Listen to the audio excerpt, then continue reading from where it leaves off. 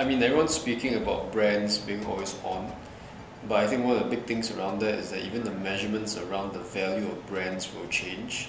I mean, there's huge conversations around how GRP is being seen as one of the measurements versus looking at time spent on videos, especially with the growth of social TV coming up. YouTube has already announced their own branded content.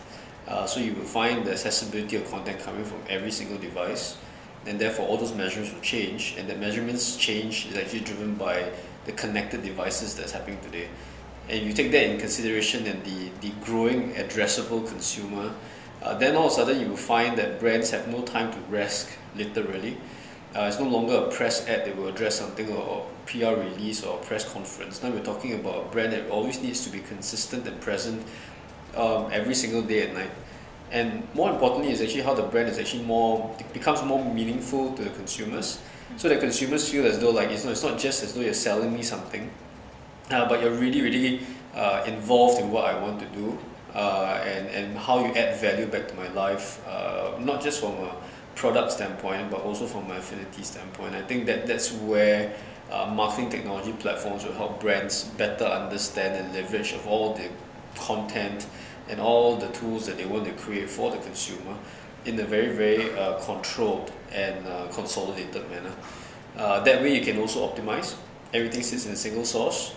And the thoughts and vision of personalization or the semantic web and all that can really come to life when clients really understand how these marketing platforms like Adobe, for example, or Oracle, for example, can actually help push their strategies and thinking a lot further. And that's something that we see a lot today, especially for brands who've got full control of how they want to evolve as a business to the consumer. And it's actually really exciting times.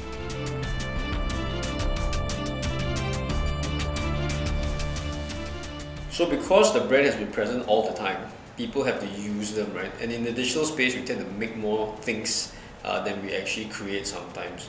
And when we make things, it's as though like we're building a building, and the building has to be usable that way and friendly, so that people will enjoy coming in and working there and spending, like 70% of their life in that particular building. Just like a website, just like even Facebook, for example, anything that a brand creates, it needs to be designed such that it fits to the consumer's needs. And the old adage of KISS, which is keep it simple, stupid, but I think the whole notion of that today needs to be a lot more important.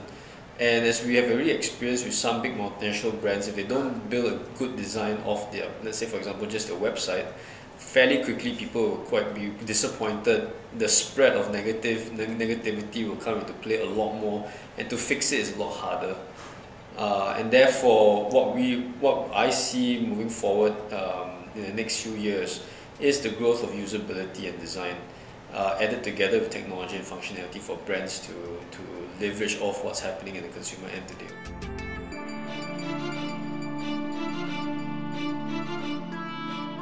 So some of the basic layers is that, of course, there are some best practices, but looking at analytics is also important. To understand where are the leaky buckets, why people are not going through the sites, and of course having feedback on the site also will help. And to really listen in the social channels what they're saying about all the different touch points that your consumers are actually experiencing the brand in. And from there actually form a team. There's a steering committee that actually drives the brand experience versus just purely marketing itself. And I think those are things that brands can do today. And of course the next level is to understand the behavior around it, which is to put all the assets that we create for our brands into a usability test itself, and to better understand really what are the behaviors and the things that people see as they first touch the brand, or if they're trying to get a task done. And that will be probably a bit more advanced stage beyond the analytics. But you combine the two together, then you really get the art and science of building really great brands that can be experienced in a very nice manner.